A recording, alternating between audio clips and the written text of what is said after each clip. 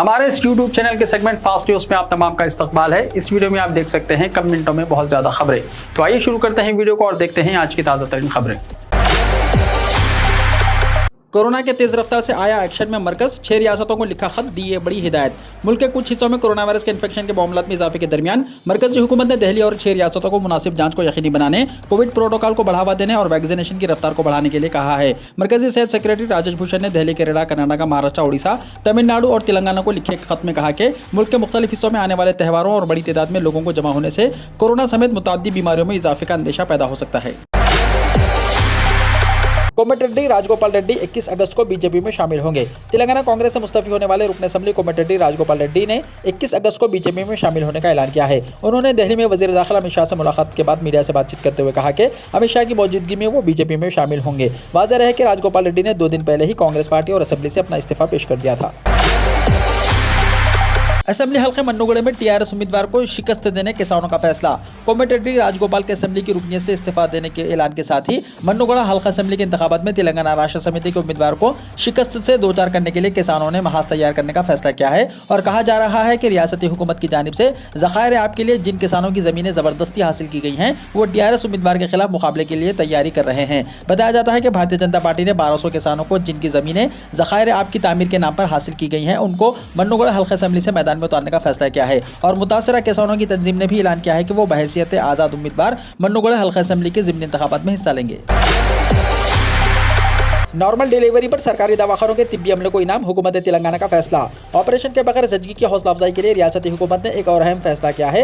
Delivery normal होने पर तिब्बी अमले को 3000 रुपये का इनाम दिया जाएगा। इस सिलसिले में अहकाम जारी कर दिए गए हैं। चीफ मिनिस्टर तेलंगाना केसीआर की जानिब से मुतारिफ करदा केसीआर किट की वजह से सरकारी हॉस्पिटल्स में डिलीवरी की शरह में इजाफा हुआ है। वज़ीर सेहत हरीश राव ने नॉर्मल डिलीवरी की हौसला अफजाई के लिए टीम बेस्ट इंसेंटिव का ऐलान किया है, जिसके तहत सरकारी हॉस्पिटल्स में हर नॉर्मल डिलीवरी पर 3000 रुपये फराहम किए जाएंगे। ये रकम हर महीने सुपरिटेंडेंट को जारी की जाएगी और वो इस रकम को तिब्बी अमले में तकसीम करेंगे। आसरा स्कीम के तहत 15 अगस्त को 10 लाख नए पेंशन देने चीफ मिनिस्टर चंद्रशेखर राव का ऐलान। 57 साल उम्र के अफराद भी है शामिल। तेलंगाना के चीफ मिनिस्टर चंद्रशेखर राव ने आसरा स्कीम के तहत 15 अगस्त को 10 लाख नए पेंशन देने का ऐलान किया है। प्रेस कॉन्फ्रेंस से खिताब करते हुए चीफ मिनिस्टर ने कहा कि रियासत में 10 लाख नए लोगों को पेंशन देने का फैसला किया गया है। उन्होंने कहा कि रियासत में इस वक्त 36 लाख लोगों को पेंशन दी जा रही है। आज़ादी की डायमंड जुबली के मौके पर नए पेंशन देने का फैसला किया गया है। उन्होंने कहा कि इसके साथ ही पेंशनर्स की कुल तादाद 46 लाख तक पहुंच जाएगी। हुकूमत ने 57 साल की उम्र के अफराद को पेंशन देने का फैसला किया है। चीफ मिनिस्टर ने कहा कि डायलिसिस के मरीजों को भी पेंशन दी जाएगी। डायलिसिस के मरीजों को 2016 रुपये पेंशन देने का चीफ मिनिस्टर ने ऐलान किया है। ओपन स्कूल एसएससी और इंटर एग्जाम्स का शेड्यूल हुआ जारी। तेलंगाना ओपन स्कूल एग्जाम्स बराए एसएससी और इंटर का शेड्यूल जारी कर दिया गया है। एग्जाम्स में शिरकत के ख्वाहिशमंद उम्मीदवार 11 से 22 अगस्त तक फीस दाखिल कर सकते हैं। फी पर्चा 25 रुपये चालान के साथ इम्तिहानी फीस 23 से 29 अगस्त तक दाखिल की जा सकती है। फी पर्चा 50 रुपये चालान के साथ 30 अगस्त से 21 सितंबर तक फीस दाखिल की जा सकती है। उम्मीदवारों को फीस ओपन स्कूल के वेबसाइट पर जमा करना होगा। मी सेवा और ऑनलाइन सेंटर्स पर यह खिदमत दस्तियाब है। फीस की अदायगी चालान या डीडी के जरिए कबूल नहीं की जाएगी।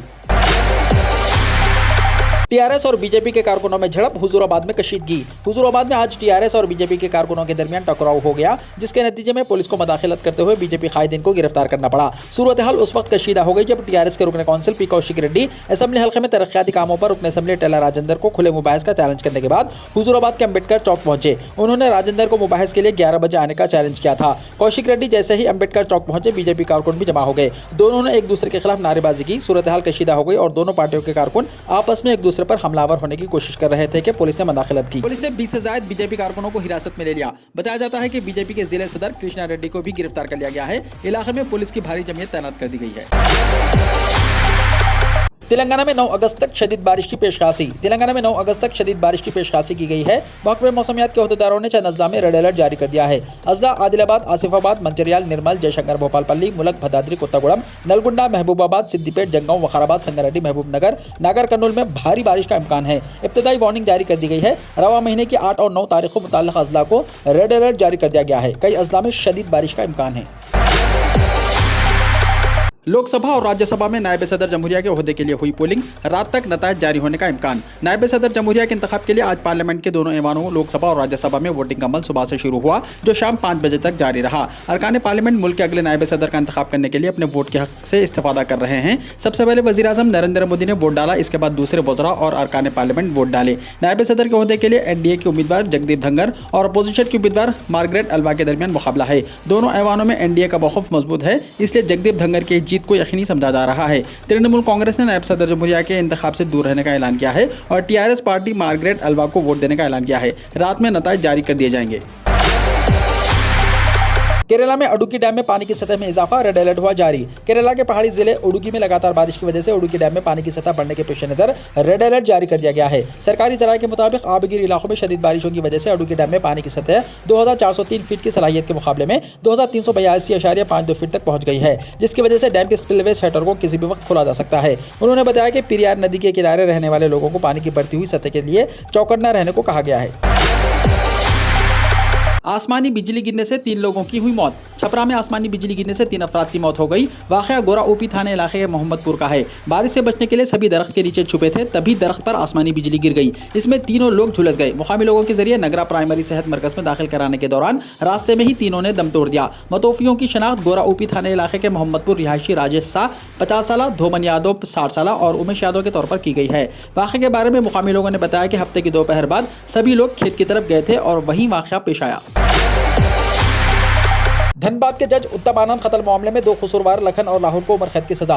धनबाद के एडिशनल डिस्ट्रिक्ट एंड सेशन जज उत्तम आनंद कत्ल केस में सीबीआई के खुसूसी जज रजनीकांत पाठक की अदालत ने 2 कसूरवारों राहुल वर्मा और लखन वर्मा को उम्र कैद की सजा सुनाई है। अदालत ने मामले की ऑनलाइन समाअत की। उत्तम आनंद के 28 जुलाई 2022 को पहली बरसी के मौके पर मुलजिमान को कसूरवार करार दिया गया था। सीबीआई की खुसूसी अदालत ने मुलजिमीन को ताज़ीरात हिंद की दफ़ा 302 और 201 के तहत मुजरिम करार दिया था। दिल्ली में कांग्रेस लीडरों पर 2 एफआईआर हुई दर्ज। दिल्ली पुलिस ने जुमे को राजधानी दिल्ली में महंगाई, बेरोजगारी, जीएसटी और अग्निपथ स्कीम के खिलाफ पार्लियामेंट से राष्ट्रपति भवन तक एहतजाज के सिलसिले में नई दिल्ली जिले के तुगलक रोड पुलिस स्टेशन में 2 एफआईआर दर्ज की हैं। ये एफआईआर कांग्रेस लीडरों और कारकुनों के खिलाफ दर्ज की गई है। इसमें लीडरों पर सरकारी काम में रुकावट डालने का इल्जाम लगाया गया है।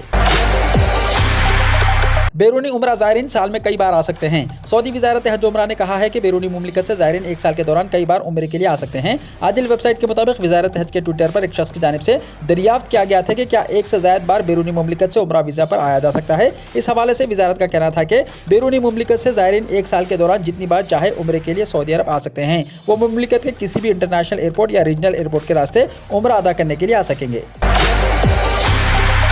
इसराइल के गजा पर बमबारी, 10 अफराद हलाक। एक बार फिर गजा में हाहाकार का आलम है। इसराइली बमबारी ने तबाही बर्पा कर दी है। इसराइली जेट तैयारों की जानिब से हफ्ते को सुबह सवेरे भी गजा में गोलाबारी की गई। गुज़िश्ता रोज से जारी इसराइली फिजाई हमलों के नतीजे में कम से कम 10 अफराद जान से जा चुके हैं, जिनमें एक सीनियर कमांडर और एक 5 साल बच्ची भी शामिल थी। पाकिस्तान में शेर नीलाम होने के लिए तैयार। लाहौर का चिड़ियाघर अगले हफ्ते 1 दर्जन शेरों की नीलामी करेगा। नीलामी में निजी खरीदार हिस्सा लेंगे। जानवरों के हुकूक के कारकुन जंगली जानवरों की नीलामी पर तनकीद कर रहे हैं। लाहौर के सफारी चिड़ियाघर के डिप्टी डायरेक्टर अहमद जंजुआ का कहना है कि इस चिड़ियाघर में इन जंगली जानवरों की तादाद इतनी ज़्यादा हो चुकी है कि शेरों और टाइगर्स को बारी बारी बाहर ले जाना पड़ता है। उन्होंने AFP को बताया कि नीलामी से न सिर्फ हमारे यहाँ जगह खाली होगी, बल्कि उनको खाना खिलाने के लिए खरीदे जाने वाले गोश्त के अखराजात में भी कमी वाक़ होगी। चिड़ियाघर में इस वक्त 29 शेर हैं और हुक्काम 11 अगस्त के रोज़ इनमें से 12 शेरों को फरोख्त के लिए नीलामी का इरादा रखते हैं। नीलाम किए जाने वाले शेरों की उम्रें 2 और 5 बरस के दरमियान है। तुर्क और रूसी सदूर की मुलाकात में क्या बातें हुई? 4 घंटे तक चलने वाली इस मुलाकात में सदर रजब तैयब उर्दुगान और व्लादिमीर पुतिन ने ट्रांसपोर्ट, ज़राअत और तामीराती सनत में ताउन बढ़ाने पर इत्तेफाक किया है। दोनों ने यूक्रेन और शाम पर भी तफसीली तबादला ख्याल किया। रजब तैयब उर्दुगान और व्लादिमीर पुतिन के दरमियान 1 महीने से भी कम अरसे में ये दूसरी मुलाकात थी।